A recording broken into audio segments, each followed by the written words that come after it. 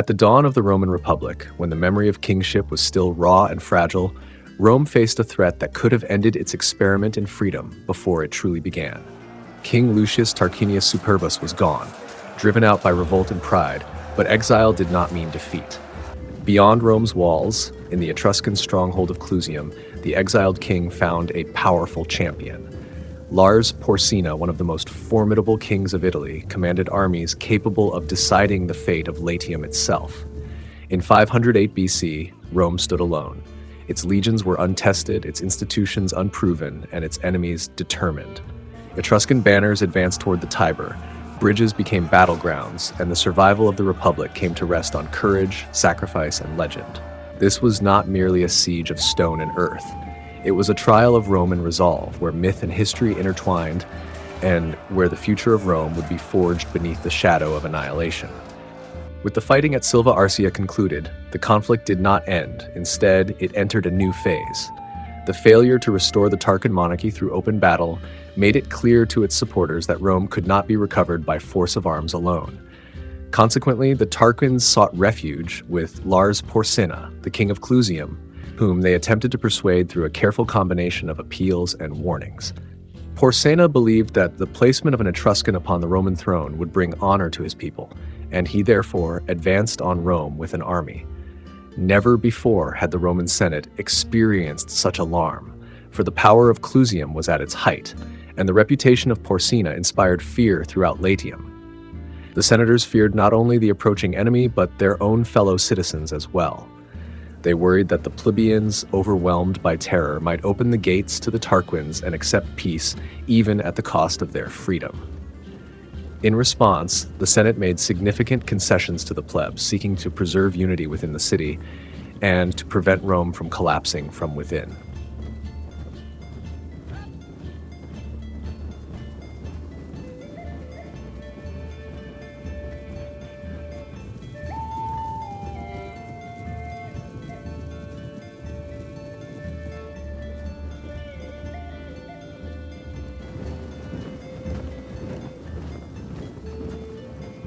The Senate's first concern was to secure adequate supplies of grain, and commissioners were dispatched to Volsini and Cumae to obtain provisions.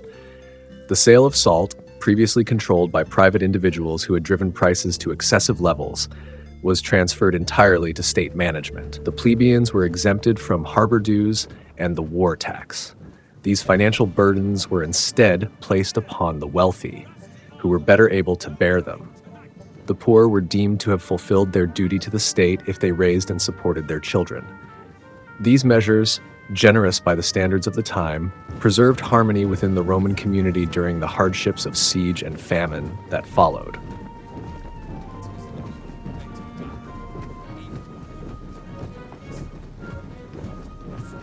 At the approach of the enemy, the rural population fled into the city wherever refuge could be found.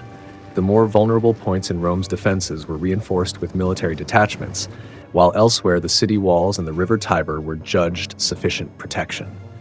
The enemy might have forced their way across the Sublician Bridge had it not been for the intervention of a single man, Horatius Cocles. Horatius happened to be on guard at the bridge when he saw the Janiculum captured in a sudden assault and the enemy pouring down toward the river. At the same time, his own comrades, seized by panic, were abandoning their positions and throwing away their weapons. He rebuked them individually for their cowardice and attempted to halt their retreat, urging them in the name of the gods to stand their ground. He warned that flight would offer no safety so long as the bridge remained open, for the enemy would soon appear on the Palatine and the capital in greater numbers than those already occupying the Janiculum. He then called out to his comrades to destroy the bridge by sword, fire, or any means available, while he would confront the enemy and hold them back for as long as a single man could. Advancing to the head of the bridge, he stood facing the enemy, a striking contrast to the fleeing soldiers whose backs were turned toward the advancing foe. His extraordinary courage astonished the attackers. Only 2 men, restrained by a sense of honor, refused to abandon him: Titus Herminius Aquilinus and Spurius Larsius. Together they withstood the first violent shock and the chaotic initial assault, holding the enemy at bay for a brief but critical moment.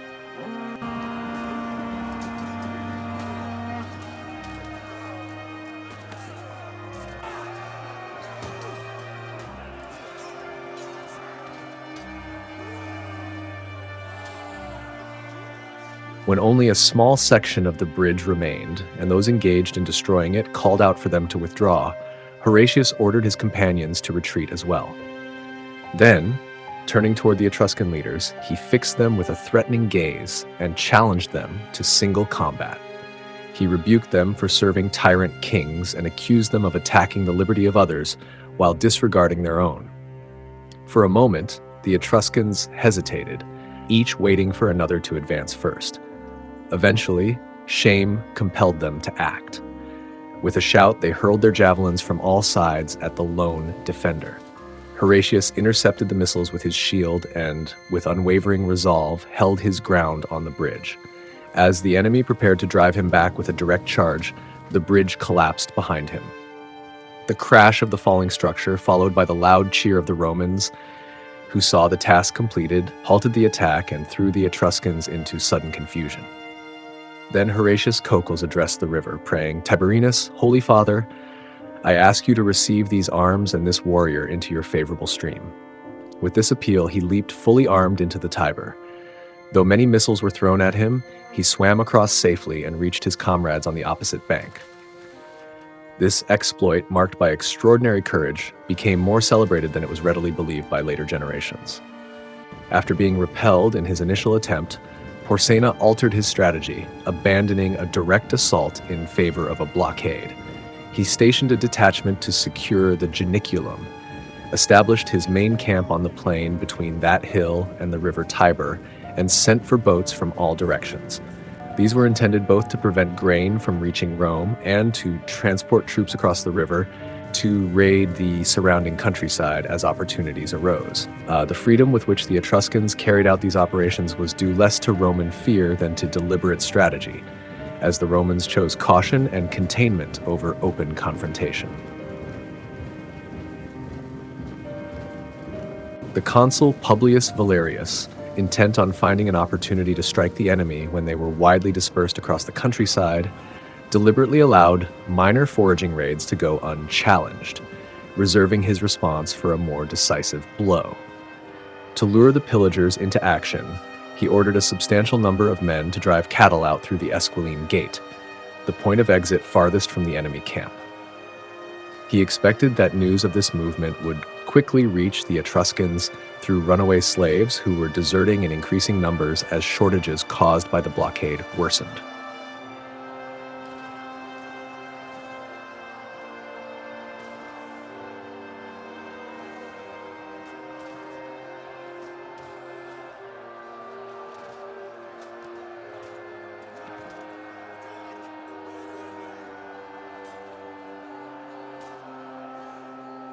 The information was conveyed as expected, and the Etruscans crossed the river in greater numbers than usual, hoping to seize the entire herd.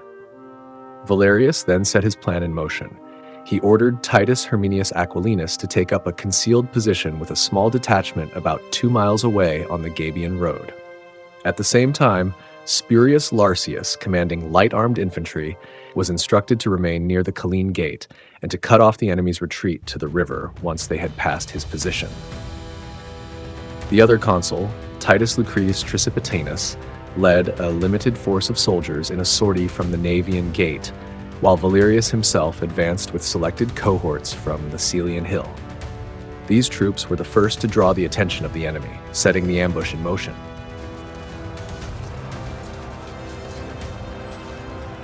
When Herminius realized that the fighting had begun, he emerged from concealment and attacked the enemy from the rear as they were engaged with Valerius.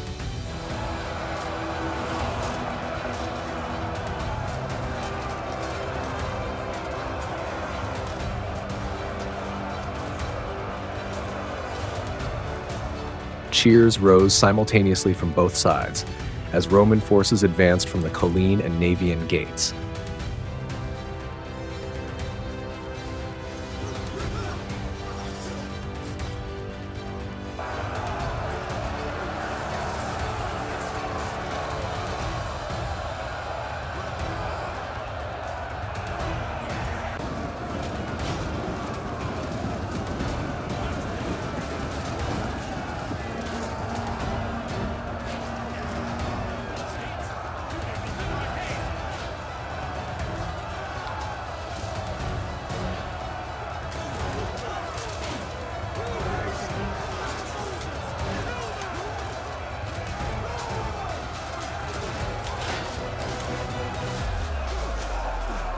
Surrounded on all sides, the Etruscan pillagers found themselves unable to resist effectively.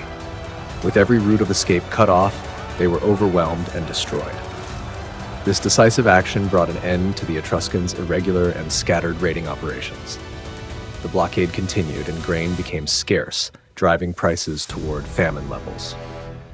Porsena still hoped to capture Rome by maintaining the siege. During this period, and with the Senate's approval, a young Roman named Gaius Mucius entered the Etruscan camp with the intention of assassinating Porsena. Mistaking the king's secretary for the king himself, Mucius killed the wrong man and was immediately captured. Brought before Porsena, Mucius openly confessed his identity and purpose, declaring that he was only the first of 300 Roman youths prepared to make the same attempt. To demonstrate Roman resolve, he placed his right hand into a fire without flinching, earning the surname Scaevola, meaning left-handed. Impressed by his courage, Porsena released Mucius and allowed him to return to Rome. Most ancient sources agree that the siege ended through negotiation rather than conquest. According to Livy, Porsena sent envoys to Rome to propose peace, and formal terms were discussed. Porsena demanded the restoration of Lucius Tarquinius Superbus to the throne, but this demand was firmly rejected by the Romans. Nevertheless, Rome did agree to return territory previously taken from the Veientes and to provide hostages as part of the settlement. In exchange, Porsena withdrew the Etruscan garrison from the Janiculum, bringing the siege to an end. Peace was concluded, and hostages were taken by Porsena as part of the agreement. In 507 BC, Porsena again sent envoys to the Roman Senate, renewing his request that Tarquinius be restored to the throne. The Romans responded by dispatching legates to Porsena, firmly stating that Tarquinius would never be readmitted and urging him, in the interest of maintaining good relations, to abandon the request. Porsena accepted this position, instructed Tarquinius to seek exile elsewhere rather than at Clusium, and returned the Roman hostages. He also restored to Rome the lands of Veii that had been transferred under the earlier treaty.